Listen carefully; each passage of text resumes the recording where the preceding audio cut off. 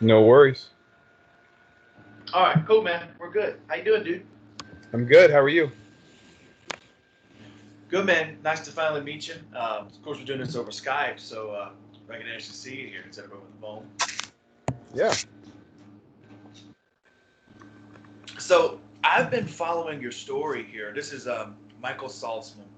I've been following your story for maybe a year or so, something like that. Okay. And I was like, wow, this guy's actually really pushing it. And I started a weight loss journey myself about 9 weeks ago, and I was like, well, this is going to be something great for me to learn and also for the listeners to learn. So that's why I got you on the show.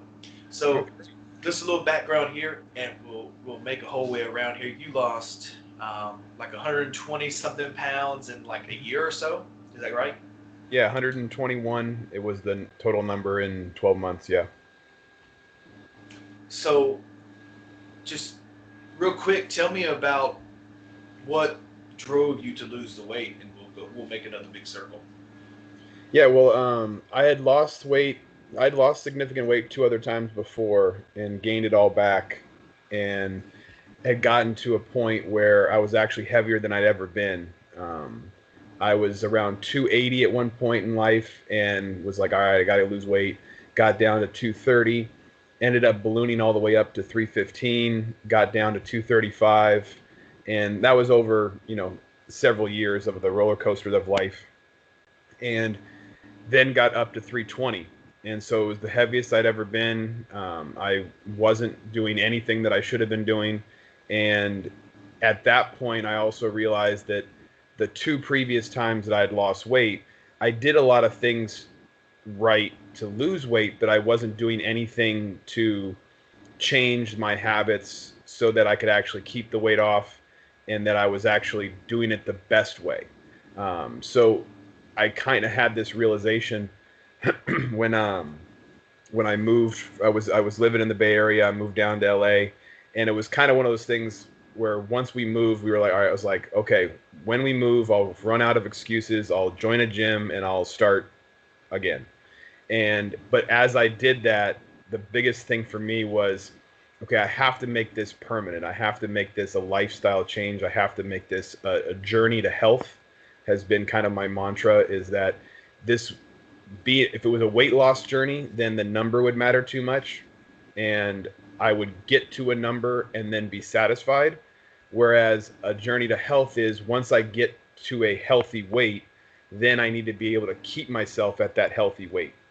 And so it's a lifelong journey and not just a, okay, in the next 6 months, I want to lose X amount of pounds.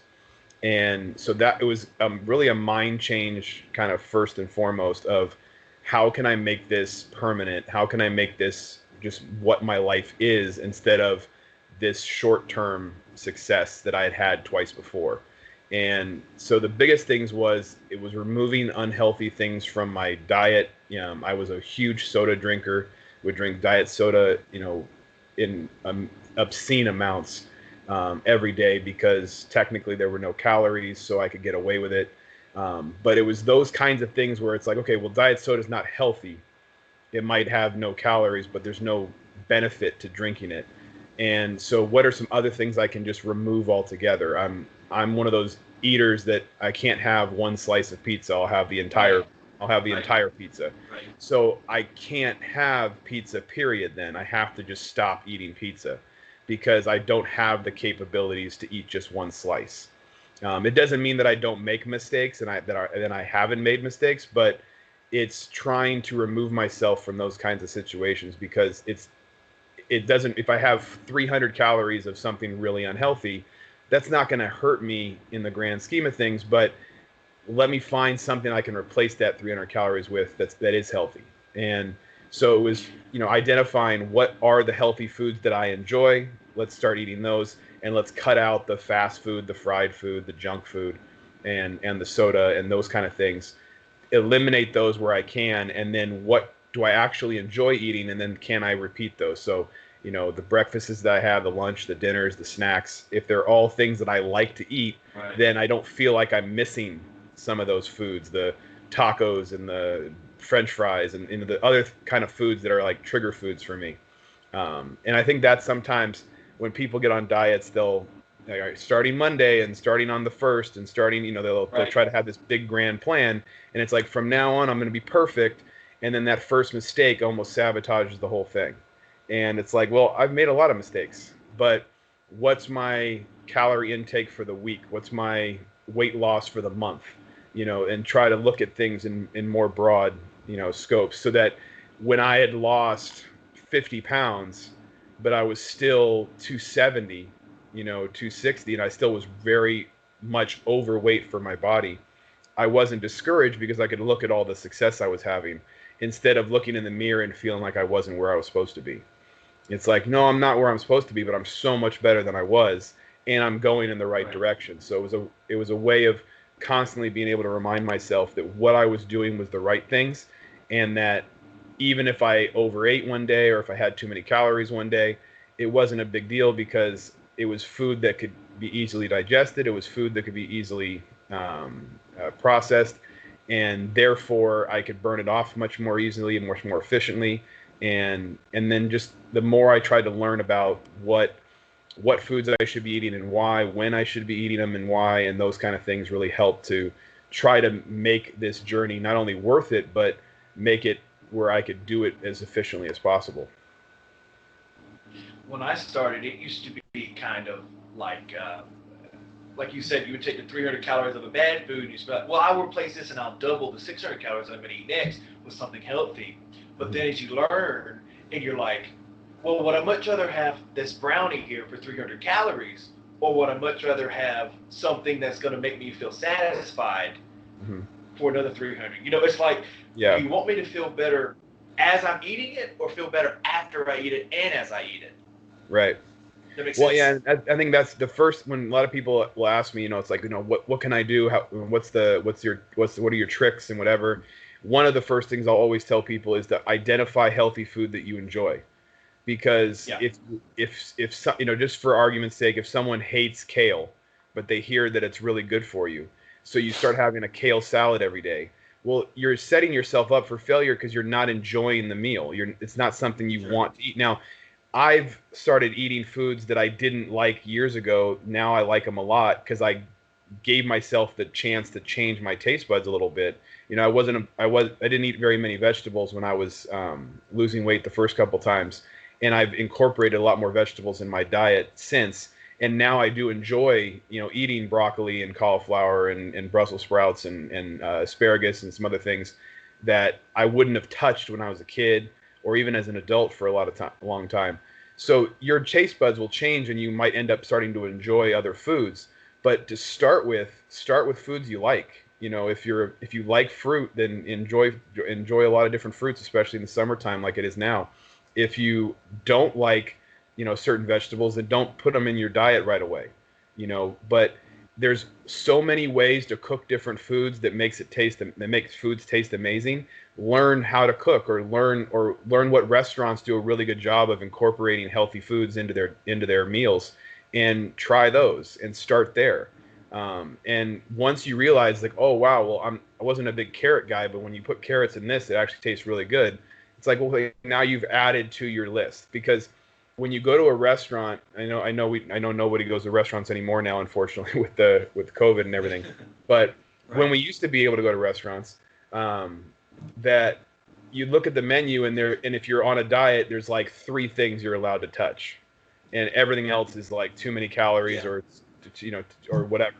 And so it can get really frustrating for someone trying to lose weight if they're like, well, I guess I'll have the grilled chicken because you have nothing else to choose from. You're at a restaurant that really doesn't have that many healthy options, or the other healthy options you don't want because you don't like the ingredients. And so that can get frustrating. So it's it's kind of up to you in that way to be like, all right, well, how can I incorporate those foods then? What are some things I could try to help me broaden my horizons? Because there was actually a time I actually kind of identified it in my book that the second time I lost weight, that it was the most success I'd ever had in a diet, and I'd lost like 80 pounds, and I was out to dinner, and I had lost the 80 pounds already, so I was at like my best weight in a long time, and I was out to dinner with my family, and we went to like a Italian restaurant, and the only thing that I saw on the menu that I could have was the grilled chicken, and but it came with vegetables, and I wasn't eating vegetables at the time, so I ended up getting these piece of grilled chicken with some vegetables. I only ate the chicken because I didn't like the vegetables, and so I'm sitting there. It was a really good piece of chicken, but it was like 3 bites in, and I'm done. And so now I'm just sitting there while everyone else is enjoying these beautiful pasta dishes, and I'm over here eating grilled chicken. And instead of looking to like order a salad or get a soup or just get something else, I decided to just be there and sit there miserable and feel like I was in this bad place. And if I look back on it, that moment was actually the start of my sabotage to go back the wrong direction, because I let my brain get to a place where I was like, what's the point of this? Why is it, why am I doing this? It's not worth it. I can't enjoy a meal with my family. I didn't like the way I felt when I had to sit there and just, and watch everybody else eat something that I would have preferred to eat. And instead of thinking about I'd lost 80 pounds, I was in this great place, and I can have a meal, tomorrow, and I'll be fine. Like, there was so many ways, if I had had a better frame of mind, I could have gotten through that without any issue. And instead, wasn't in the best mental space to handle what was going on. And I think that's a big part of this too, is that the mental journey is just as important as any physical journey that you take. Because if you're not in the right frame of mind to believe you deserve to be healthy, then it's going to get sabotaged down the line, because you'll start focusing on things that don't matter, and you'll start focusing on how people's interpretation of you is. Or I remember going to a party one time, and I had lost a lot of weight since they had seen me last, and so everyone was commenting on how much weight I'd lost and how good I looked. And instead of accepting those compliments like for what they were, which was genuine, excitement over what had happened, I was almost looking at it like, well, where were all these comments before when I wasn't, skinny? And, why are you suddenly being so nice to me now? And it's like, these are people that have always been nice to me. What am I even talking about? Like, Right. you play these mental games with yourself sometimes that can sabotage what you've been doing. But some of the reason that happens is because you weren't in the right frame of mind to start in the first place. And for me, what really started my journey was looking in the mirror and saying, I deserve this. I deserve to be healthy. Sure. Everyone does. We all deserve to be healthy. But if I don't believe this is for me, and I need to do this for me, and if I'm just doing it because I want my son to be healthy, or if I'm just doing this so that my wife, is happy, it's like none of those things matter as much as yourself. Like, you have to be selfish when it comes to your own health. And selfish doesn't always have to be a negative thing. We can be selfish to help ourselves be better humans and better versions of ourselves. And that, to me, is where this journey needs to start for everyone. Is they have to start by accepting that they deserve this, that they deserve to be healthy, and that if that is their first and foremost thought about this plan for them of whatever they want it to be, or wherever they want to go with it, that can lead to helping yourself when you have those down moments. When you go to a party and you have too much food and you're like, why did I eat all that? Or you slip and you don't work out for a few days because you just didn't want to instead of you couldn't, and you start feeling like you made mistakes. It's like, okay, but look at all the good things you have done, and you do deserve this. So go out and go for a walk then, or eat 100 calories less tomorrow, or whatever it needs to be like, well, what can we do to fix this? All right, we can't change what happened, but we can change how we react to it, and we can adjust what we do, for the next, week or the next month or the next 6 years or 20, Right. whatever. It's like you can make changes however you need to adapt to your current situation. And everyone right now dealing with COVID and everything else, it's like everyone's consistency has changed. People that would go to the gym religiously now all of a sudden couldn't go. Well, then how do you work out at home? What do you do to adapt, instead of, well, now I can't do what I wanted to do or what I've been doing, so I'm screwed. It's like, you can't look at it like that. You have to be like, well, what can I control? Well, right now there's not much I can, but the few things I can, what can I do? Maybe I'm doing a lot more push-ups than I ever did in my life because it's one of the few things you can do at home. or maybe I go buy some equipment so I can do some things at home. It's like you adjust as much as you can with what you have, the means that you have, and the opportunities that you have. Yeah, man, the mentality that you have and the discipline you have to have for yourself is really really tough. You know, because if you're with a family and the family they're not on the same diet you are, so they're obviously going to be eating burgers and fries and potato chips, and it's just like you have to have the mentality to be like, I could eat that, but I'm fine here with my black bean burger, my turkey burger, and my broccoli.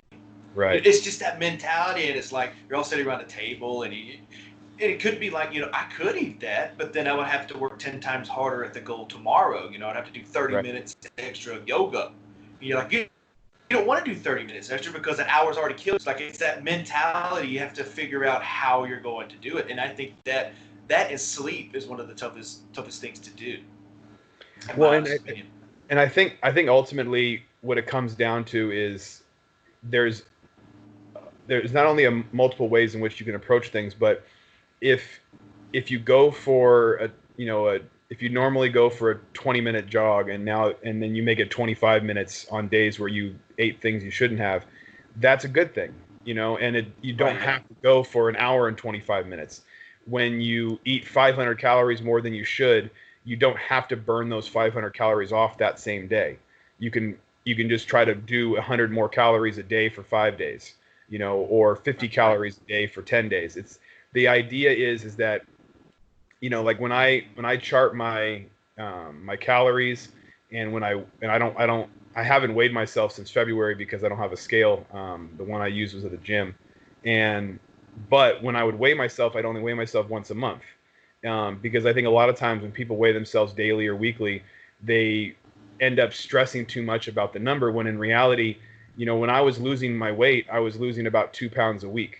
So if I was weighing myself weekly, then it's possible that if I was 277 the last time I weighed in, that a week later I might weigh in at 275 because I might have lost 2 pounds, but I also could have weighed in at 273 and thought I did way better than I really did, or weighed in at 277 and thought I haven't done anything. And in reality, it could have just been because maybe I ate something right before I stepped on the scale that I didn't think about, or just because it always fluctuates, especially Right. people that weigh themselves every day. I mean, when you weigh yourself daily, to me, it's actually a disservice no matter how the result is, because if it says that you gained a pound, well, that's not necessarily true that you actually gained weight. If it says that you lost a pound, well, that's not necessarily true either, because most people don't lose a pound in one day. Sure. And if it says stays the same, it doesn't necessarily mean that you didn't do good things the day before. So no matter what that number is, it's actually mentally going to kind of screw with you. And so whereas if you weigh yourself monthly, it's a better gauge of where you actually are. Because I averaged about 10 pounds a month that I lost. So if that number was 8 or 12, it didn't tell me I had a bad week or a better week. It just said that I'm kind of on track, because Right. ultimately the idea was, well, where is this going each month? And so it wasn't like, well, I have to have at least 10-pound loss every month. It was, well, how has it been the last 6 months? I've lost 52 pounds. Okay, so I'm still losing almost about 10 pounds a month. Or I've lost 70 pounds. Okay, I'm actually a little bit better. And and ultimately that was my goal. Was I was eating about 2,500 calories a day, and on average I was burning about 3,500. So that 1,000 difference was giving me about 2 pounds a week. And I didn't have the equipment to know exactly how many calories I was burning every day. I didn't have anything that was checking that over a 24-hour period. But on average, that's about what I was burning, because the numbers were showing me that with the results I was getting. And so I didn't stress about having to hit 3,500 every day, because first of all, I didn't know if I technically was, and second, it wasn't important that I had to hit a certain number every day. It was just, was I active today? Did I go for a run? Did I do some lifting, or did I do something that was able to stay active each day? And then was my diet clean? Did I eat foods that were good for me? And so if I overate, was I overeating fruit, or was I overeating a bag of chips? And as long as I was overeating foods that I knew were healthy, then those mistakes weren't hurting me long term, because those foods weren't going to sit with me and turn into fat, easily, and be hard to process and hard to burn off. They were foods that were easily digestible and easily capable of being burned off. So, and then you start looking into, trying to eat more proteins after your workouts to help with muscle recovery, making sure that you try to limit your carbs at the end of the day, so you don't just let them sit and get stored. You want to have carbs at the beginning of the day so you have energy, and then it's easy to burn those off because you've got all day to burn them off. So it's, how you process foods, and when you eat them and how you eat them. All those things play a role in it, and then ultimately that allows you to have the momentum that you're looking for. When I started doing DDP yoga, and it came with like a here's your food plan. You're gonna do this and this, and I was like, I'm gonna start this food plan. But I realized about 3 weeks in, it's not working for me, because the food on there I either didn't like or it's too expensive at the grocery store. So I was like, I'm gonna start with my own food plan here. And how I found it worked was I wouldn't kick everything out all at once. Like one week I would take sodas and just be like, that's done. The next week would like fast food, and the next week would be sugar, just because I've done it all at once. And then 3 weeks in, you fail. Right. So I figured if I would go in and kick everything out at a different week, that would be easier for me. And that's kind of how I've done it.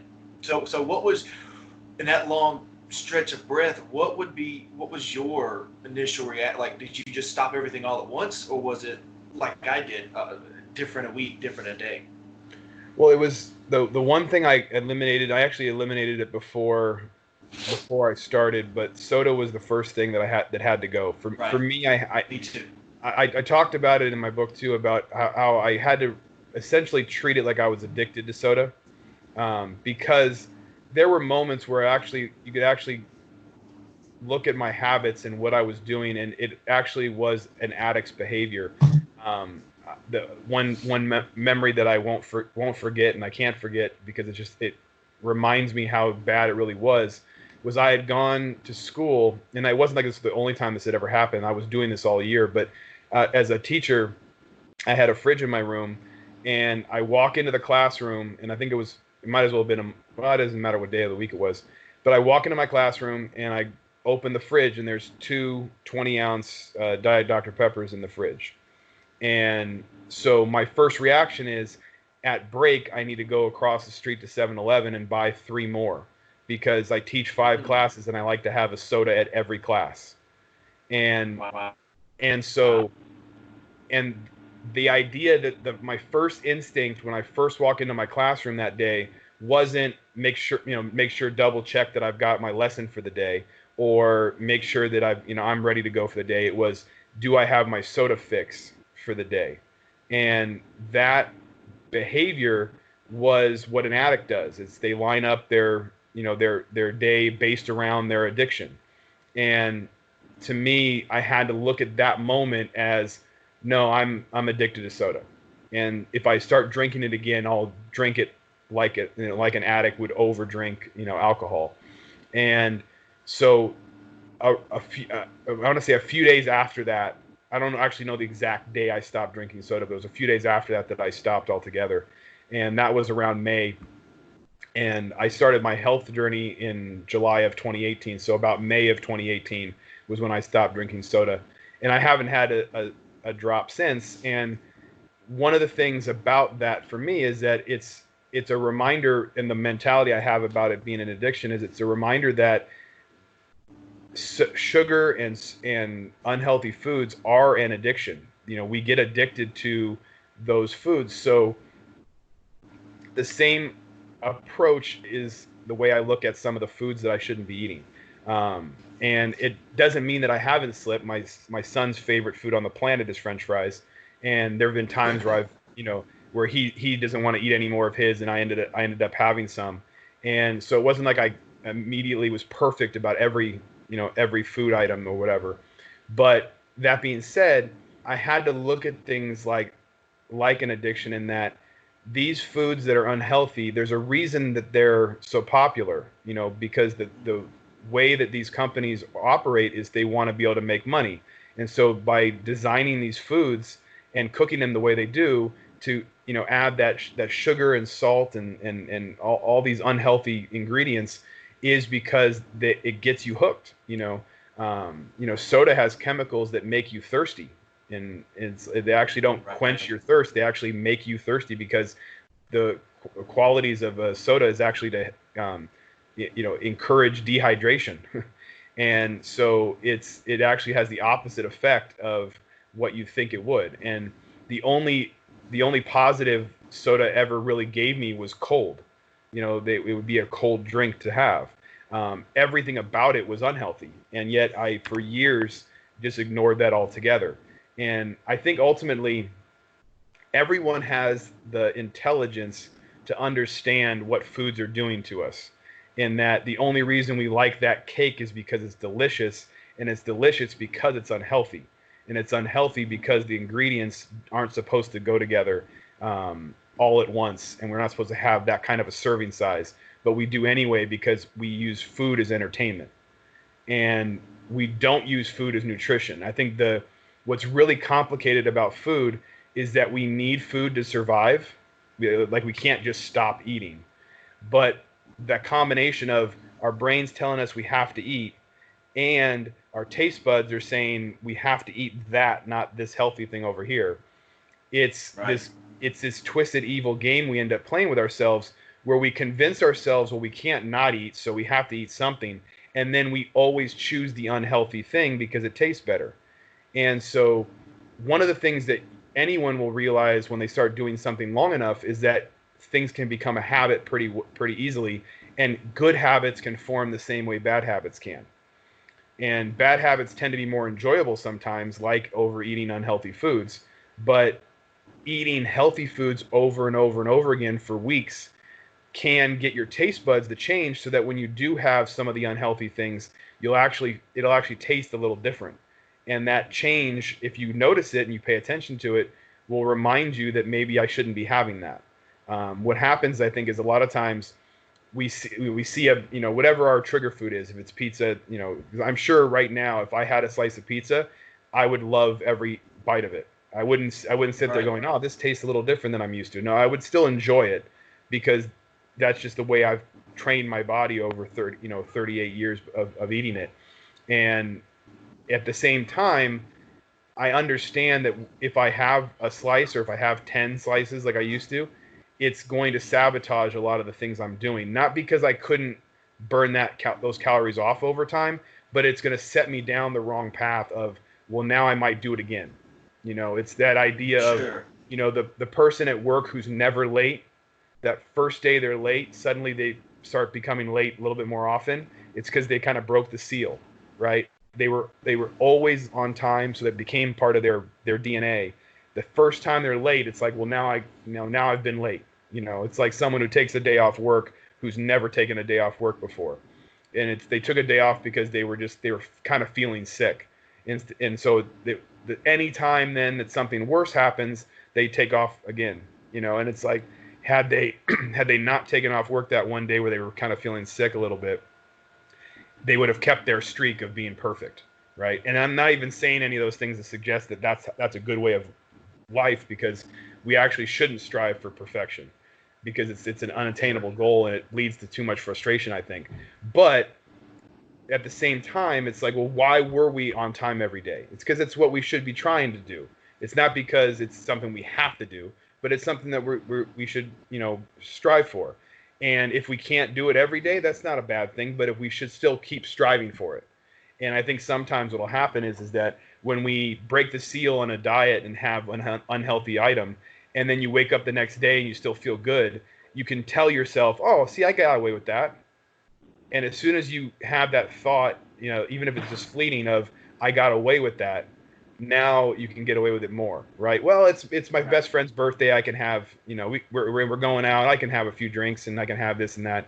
Or, oh, it's my mom's 50th, birthday. Okay, I can have this and that. And you start making more excuses. And before you know it, you've made a bunch of excuses and you didn't even realize it. But you set a precedent that you're allowed to make excuses and you can get away with it. And so, it's one of those things where I think ultimately you have to you have to look at your diet and you have to look at your choices as, well, why am I making this choice? And if you're making the choice because you caved and had something unhealthy because you enjoyed it and you wanted it, just admit that. Because if you're admitting the truth more often than not, you'll be able to stay on the right path longer. Because when you act like that mistake it wasn't a big deal, you're tricking yourself and you're lying to yourself, because it's, it is a big deal. It's just that you don't have to stress about it. You made a mistake. People make mistakes all the time, but how you react to it, then it becomes important. And if you react to it as you own up to the mistake, okay, I'll try not to do that next time, or the next time this is going to happen, I'll have a little bit less, or next time I will say no. You start to, be proactive about it. When I was at when my family celebrated Thanksgiving last, I knew I was going to have a plate of food because I had made that decision that I want. There's nothing wrong with having a single plate of food. It's one of my favorite meals in the whole world. But I'm not going to have seconds and thirds like I used to. I'm going to really try to limit the calories I eat before. We would always have Thanksgiving for lunch. So it's like, all right, well, I'm gonna have a very small breakfast and then nothing before lunch, and then that way I'll only have a few hundred calories in. Then if I have a 1,500 calorie plate of food or whatever it ended up being, that now I'm only at around 2,000 for the day, and if I'm only supposed to if I'm supposed to have 2,500 a day, then I can have a 500 calorie dinner, and it just means I can't snack throughout the day, and that when we get to dinner, maybe I'll just have some of the turkey and the ham, but I won't have any of the sides, and I can get through the entire Thanksgiving day without going over my calories, because I made a decision to have that one plate, and around it I'm going to really limit my calorie intake. And so knowing that going into Thursday, I was able to be careful about what I had that day. And if you're concerned you're going to go over your numbers, then try to have a few hundred calories less on Wednesday and Friday. It's like you try to be as proactive as you can about things, so that even when you might slip, like you have a best friend's birthday, or a mom's wedding, or a mom's wedding, a mom's birthday, or whatever your big events are, that if you know that the food is unhealthy, then do what you can before and after to try to minimize the damage. And when you do those kind of things, then you come in with even more confidence for the next time that something like that happens. So if something unexpected happens and it's like, hey, your brother or sister just got a promotion and you want to go out and celebrate, and they want to go to their favorite restaurant, and it's a restaurant that has nothing but unhealthy food, and it comes out of nowhere, and you had planned to have this 200 calorie lean cuisine thing for dinner, and now you're going to probably have 1,000 calories. It's like, well, okay, well, if that happens out of nowhere, then maybe do a little bit more of a workout the next few days, eat a little bit less the next few days, and bring the numbers back down, right? And be able to process it as, whether you can plan for something or not, how can you react to it? And the more you react to it in a positive way, the more momentum you build, the more confidence you build for that next mistake that might come. See, for me, my stress reliever, like if I'm ever stressed or anxious, it was always used to be going to food. So I had to find a new stress reliever. And it was like, well, could my stress reliever be, okay, I'm going to take a break, I'm going to read a couple of chapters of a book, or is it I'm going to listen to a couple of podcasts, or what am I going to do? Right. And I found a couple of alternatives, but I wonder, was your stress reliever food? And if it was, how did you able to beat that stress reliever? What did you go to? Well, for me, it was food. For me, it was food Yeah. before, and at times it's been food since. It's just that I remember one time I Right. was at I was at a grocery store, and I was picking up some food, and I ran across someone that really rubbed me the wrong way, and I was like viscerally upset. It was actually someone wearing a "Make America Great Again" mask, and it really bothered me. I didn't say anything because Yeah. I didn't want to get kicked out of the grocery store I go to all the time, for just like blowing up. And so I Right. held in my frustration, but I was like viscerally upset. Like my blood was boiling, my heart was pounding. So I drive home, and I'm in my like in the spot where I parked, and I like couldn't calm down. I was like really really frustrated. So I basically like rage ate all the grapes in the bag. So I had like 2 pounds of grapes or whatever because I was just like trying to calm down. And so I stress ate a whole bunch of grapes. Had I had a bag of Doritos in my bag, I would have had the entire bag of Doritos.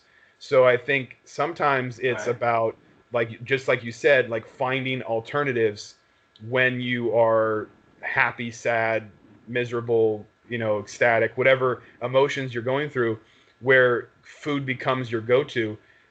Finding alternatives is a great thing, but sometimes it's a hard thing to just suddenly do something different. So the alternatives I've found is remove some of the unhealthy foods from your options in the first place, and then don't freak out if you end up overeating something, if what you're eating is something that you were going to eat anyway, and it's something that is healthy. So me eating 2 pounds of grapes didn't hurt me that day. And that idea of stress eating is a real thing. It's something that a lot of people go through. When you have your highest of highs and your lowest of lows, food tend to be the comfort. And what your comfort food is usually is unhealthy. So if you can transition to healthier options for when you are stressed, then that can also be a really positive thing too. So instead of having pints of ice cream in the freezer, if you have really delicious peaches and nectarines, or whatever your alternative enjoyable foods are, then cutting up and slicing up some apples and throwing some cinnamon on them, and eating those when you're stressed out is a way smarter way of eating than to grab a pint of ice cream.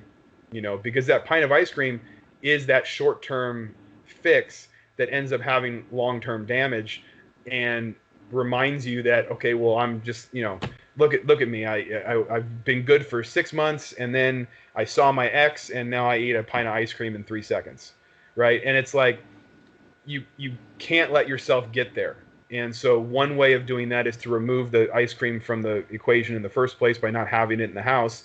And if that's not an option because you live with people that have ice cream and you're not going to throw away their food, then you need to have other things you can do. So if you're worried that it's going to be unhealthy food, then go for a walk, leave the house, remove yourself from the situation.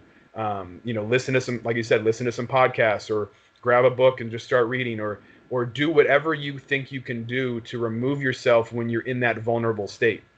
Because, when we're super excited, we tend to not think about consequences, just the same as when we're super depressed. And people will always have that roller coaster in their life. No one's happy all the time. No one's sad all the time. And yet, when we get to those extremes, food usually is a connector in all of those. And so can we get to a place where at best we're not even touching food in those moments, and at worst we're touching food that's healthy for us? And if those are the two things going on, then neither one's going to hurt you long term, right? And people can be very obsessive with their habits, and so if you can find some healthier habits, then like if, for example, if what ends up being a trigger for you is anytime I'm in that place, I'm going to go for a walk. There might be some months where you're walking all the time because you're just going through so much stress. But think about how positive that's going to be for you mentally and physically if that's your reaction every time. All right, I'm just going to leave the house and go for a walk. Well, look how many miles you're going to get in, if you have a really stressful month. And so it's like it'll actually turn that frustration on its head. It's like, okay, yeah, I had a really bad month, but I'm actually just lost 10 more pounds than I was planning to because of all the extra cardio I got. And it's like, so once you're out of that rut, and once you're out of that hole that you dug for yourself, you'll actually be in an even better place than you thought, right? So it's, a lot of people, that's what I think what's frustrating about gyms not being open and not being safe is that for a lot of people that was their refuge. It was like, after a stressful day, I go to the gym, I work out for an hour, I get on the treadmill, I run as fast as I can, and I get all the the toxins out of my body, all the mental and physical toll of my day. I can get rid of it. You know, it's like there's a lot of people that's what they were doing, and now they have to find an alternative. You know, I was never a runner, except I was a sprinter when I was in school, but I was never a long distance guy at all. And now now I'm at a place where I can run, you know, a 10K without even really stressing about it. And it's like insane to me that I can run that many miles and not really break. I mean, I do break a sweat, but it's not hard for me. And it's taken me months to get there, but now I go for a run for, you know, 30 minutes to an hour. And it really does calm me down and help me kind of process the world. And I put on my favorite music, and I can just kind of, you know, get away from all the stresses of life and do that with a really good workout that helps me burn 1,000 calories. And it's incredible when I'm able to do those runs, that it really help me process everything else that's going on in my life. And that's not for everybody. Not everyone can physically do that. But if people started going for walks and then eventually started trying to jog a little bit, it's amazing how much over time, the more miles you build in, how much closer to that you probably could get. Because I was 320 pounds and could barely jog a lap. And, you know, when I was at my worst. And now I'm running 6 to 8 miles without a problem any day I want. And that doesn't happen overnight, but it happens over time, you know. And over the last 2 years, I've been able to get to that place. And that's something that everyone could do. And not everyone has to be a runner, but that whatever that thing ends up being for someone, that, you know, they started doing yoga all the time, it's amazing how much more flexible they'd be, and how much more their body would be able to have more to offer once they're able to start doing that consistently. I mean, yoga is an amazing way to improve ourselves mentally and physically. And whatever someone's thing is, if the more time you put in, the better you're going to be at something. Couple of last questions here. What is your thoughts on being a meme?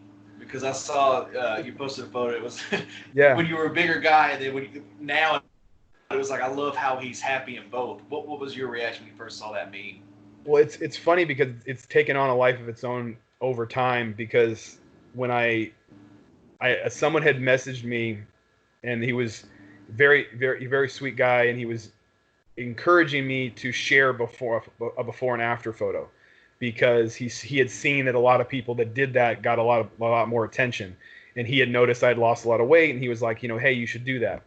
And so I posted a picture, and all I did was put the dates, you know, September 9th and July 26th, and so I posted it, and it just completely blew up on Twitter, and got all kinds of retweets, and it was insane, because I started to see like some different sides of Twitter where I would just be like, oh, 100 more retweets and 100 more retweets, and I just every time I'd refresh, it'd be like, here's 100 more, and it's like, wow, this. And so I did that, and then and I don't even think I might have shared it on it. I might have shared the screenshot on Instagram. I don't remember, but somebody that retweeted it on Twitter, that got screenshot. The guy Moalen that, you know, that made that initial comment, you know, that screenshot got put on Instagram, and then got put on Reddit, and got put on other places. And the funny thing is that when he initially quote tweeted it with, "I like how he's happy in both," I didn't get that. I didn't get that. Like, I didn't get a notification that happened, or even if I did, it was kind of lost in the shuffle. And that retweet, I think now it's over 150,000 retweets. But I didn't notice it at first, and so people were retweeting that one a ton, and I had no idea that it was even a thing. And then I got to school one day, and a kid was like, "Do you know you're a meme?" And I was like, "What are you talking about?" I still hadn't seen that it had blown up. And this had actually been because I had done another one that was September 9th, 2018 to September 9th, 2019, when I did hit a year on that picture. And so I shared that one too, and that one got a ton of attention as well. And that's the one that he attached to.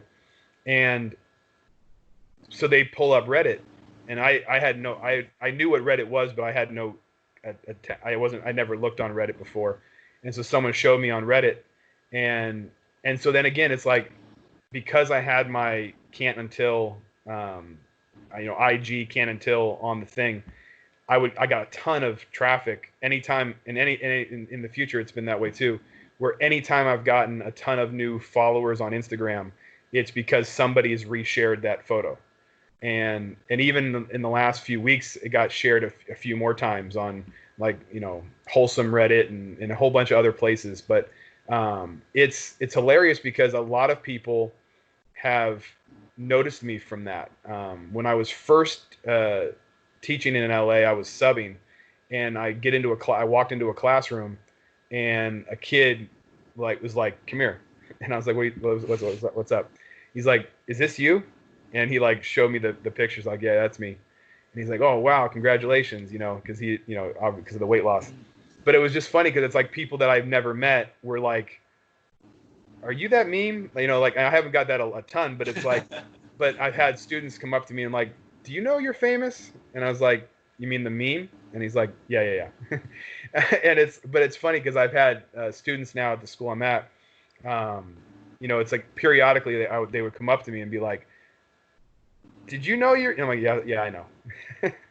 and so it's funny, but what I love about it is 99% of the comments I've seen and comments I've gotten have been positive, and it's just really beautiful to see, because the internet and social media can be a really toxic place for so many people, and I'm very fortunate that what I've become known for is a very positive thing that people have taken that way.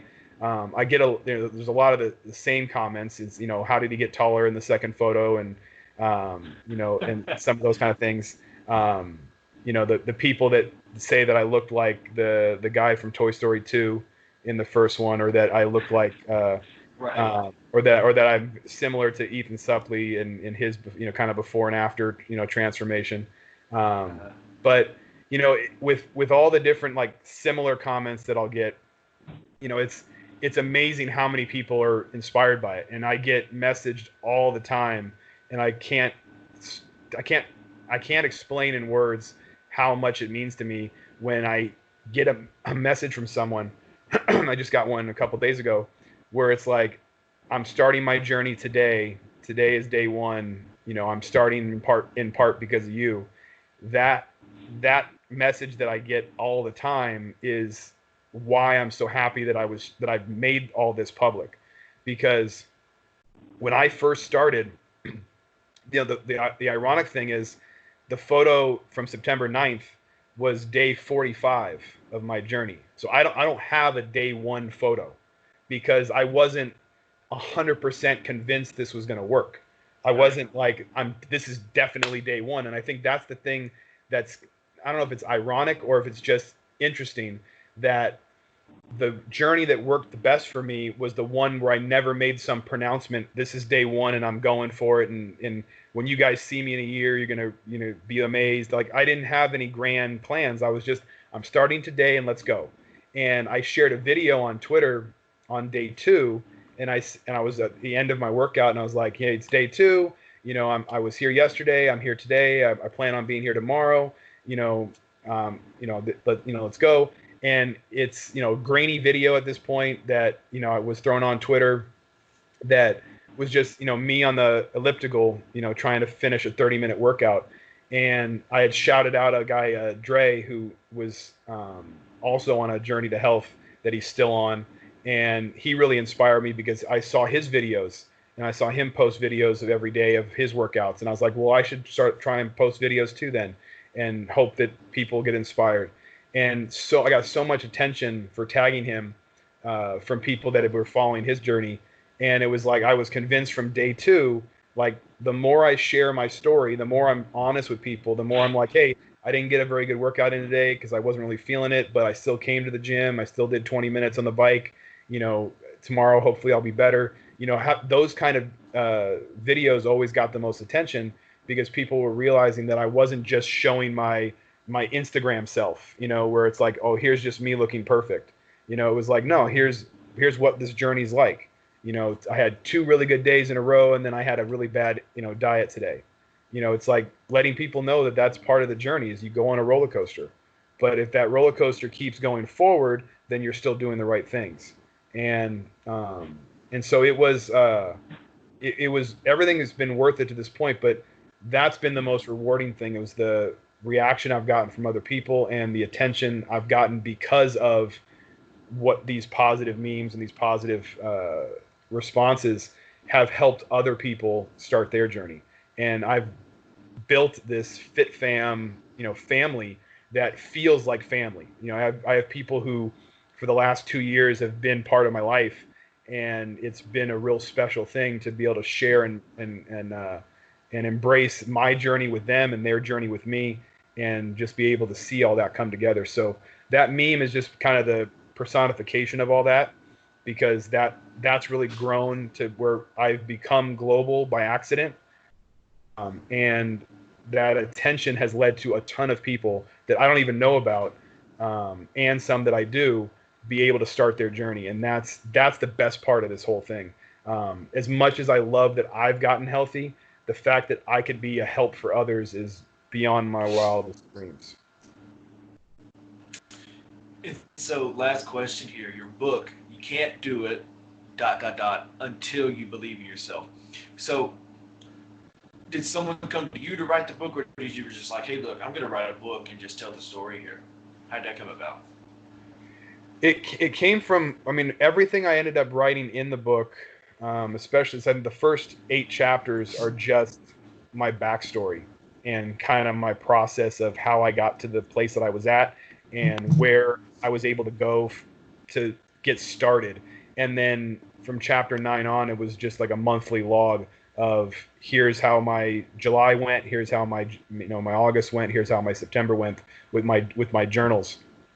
And what the book came about really from the name of the book. You can't do it until you believe in yourself. It was a mantra I had kind of created in my head, that to take that negative statement and flip it on its head, that, if you look at someone directly and you tell them something directly, they're more likely to listen to it. So me looking in the mirror and telling myself, you can't do it until you believe in yourself, was my way of reminding myself that my weight loss journeys in the past failed because I didn't believe in myself. It wasn't because I couldn't do it. It wasn't because I didn't have the knowledge. It wasn't because I didn't have the understanding. It wasn't because I didn't have the willpower or I didn't have the discipline. It was because I didn't believe in myself. I didn't believe I deserved it. And so, to me, it's a statement that matters to anyone for anything, but for weight loss and for health, it's, to me, especially important. But you can't do anything if you don't believe you can do it, because even if you do it, you won't be able to maintain it. And to me, maintenance was the big fear behind the closed doors, was, even if and when I lose this weight, how can I keep it off? And in trying to process that idea, because I had fear of, it's, what is this journey going to mean? I've lost weight 2 times before and gained it back, so why won't it happen a third time? And so, in trying to figure out and map out how can I stop myself from getting to that negative place before I even start, is I had to start from the most positive place I could. And that's what kind of came to me, was, you can't do it until you believe in yourself. And when I forgot when I exactly thought of that kind of aha statement, but as soon as I made that statement in my mind and said it out loud to myself, it made me realize that I needed to write down anything else I was thinking about in that moment that was around that thought. Why didn't I believe in myself before? Why did I sabotage my other 2 diets? Why am I where I'm at now? How did I get to 320 when I had so many reasons not to? I was healthier than I'd ever been. Was sleeping better. I was eating right. I was doing I had more energy. I had all these wonderful things. And then I went right back to all of my bad habits. why did I do that? What was the reason? And so that's where I started thinking about things like, like one of the examples I had in the book was, when you go to a restaurant that you've been to a million times, your order. You don't even have to look at the menu. And so that unhealthy thing that you always get is that's your normal, that's your comfort. When you have to lose weight and you have to be on a diet, you suddenly have to look at the menu. You suddenly have to change your comfort. You get out of our comfort zone, no matter what that comfort is, it feels foreign, it feels different, it feels odd, right? You go to, pick a chain restaurant, it's like, anytime I go to Applebee's, I get this. Anytime I go to, Olive Garden, I get this. Whatever restaurants you go to, and so when you suddenly have to make changes to all of those things, it takes you out of some comfort zones. And for better or for worse, and in this case worse, your comfort zones were a way to mentally feel comfortable. Like, I know what I'm getting. I know what my life's going to be. On Thursday night when we go to Applebee's, I'm going to order this. And so getting out of our comfort zone, even if it's to a better place, even if it's to a healthier place, it still puts us in an uncomfortable position. If you go to a party where you know everybody, you're in a comfortable place. If you go to a party where you don't know anyone, it's uncomfortable at first, right? So sometimes we'll try to avoid anything that's uncomfortable, even if it'll allow you to meet new friends and meet new people and experience new things, which will actually be wonderful. We can avoid those things because it's like, well, I don't want to be uncomfortable. So I'm more comfortable in those situations. So when I started processing that, it got to a bigger picture of, I'm comfortable in the current weight I'm at more than I am trying to change, because this is what everyone knows me as. So when someone sees me and I'm 40 pounds lighter and they won't stop talking about it, I'm actually putting myself in a different position than I was normally in, because now they're only talking about my weight and instead of talking about me. When I was my normal weight, everyone was just talking about me, and it felt more comfortable. I knew what the conversation was going to be about. Now I don't, because now they're going to start talking about, how I lost the weight and all this stuff. And it's a conversation I'm not used to having, so it feels uncomfortable, even if you were trying to do it for all the right reasons.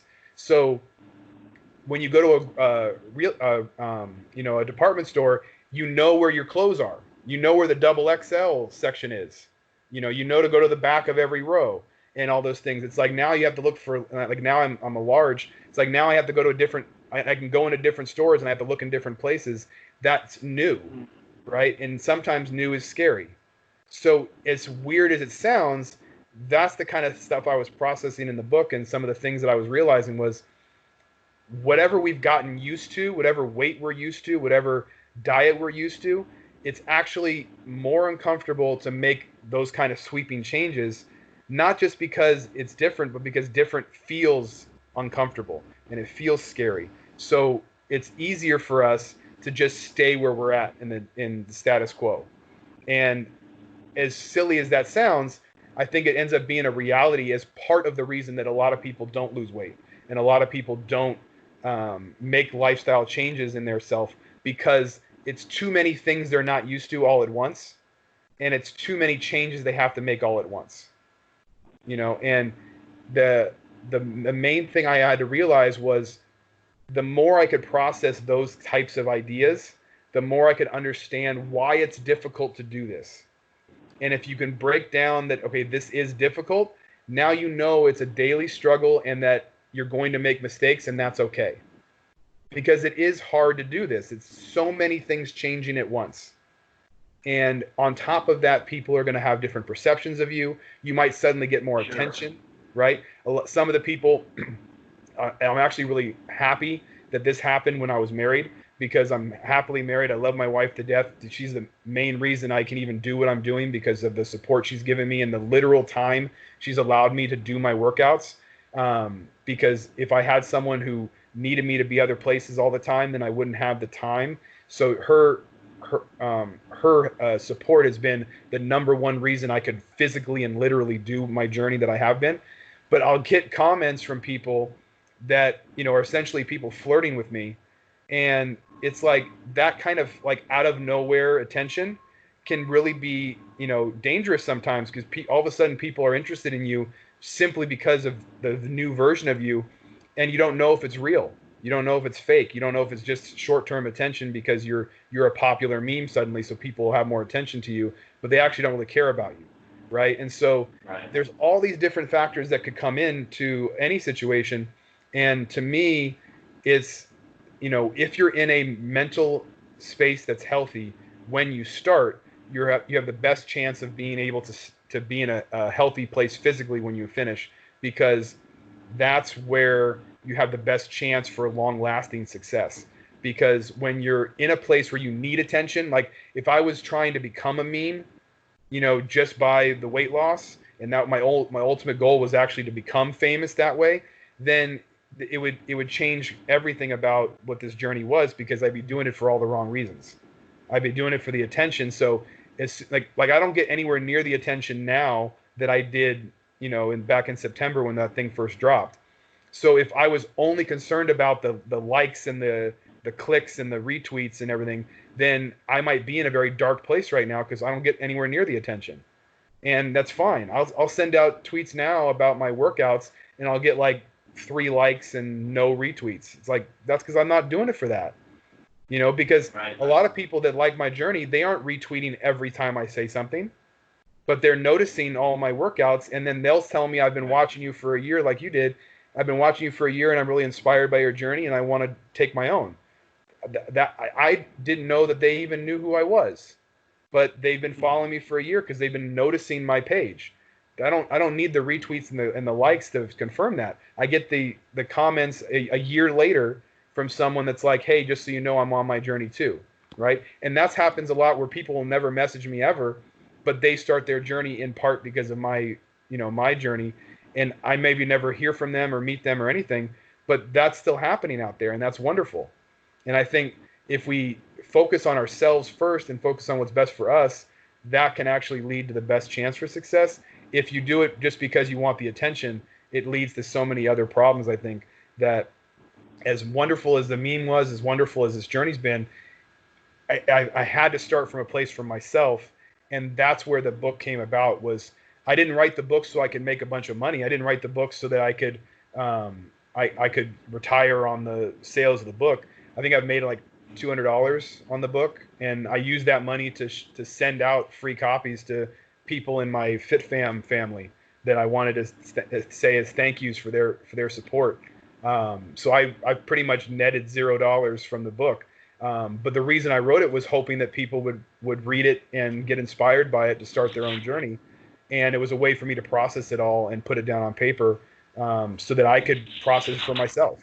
And writing the book was a really great way for me to understand fully what I was doing and why I was doing it and how I could do it the best way possible. So the book came about out of a place of wanting to understand where I was and why I was failing in the past, and how I could make sure I had the best chance for success this time around.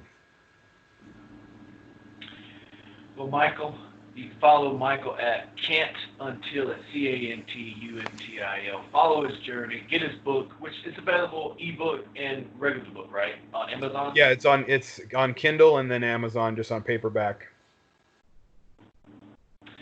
Go get his book. Go follow him. Make sure you give this guy some love. Thanks, man.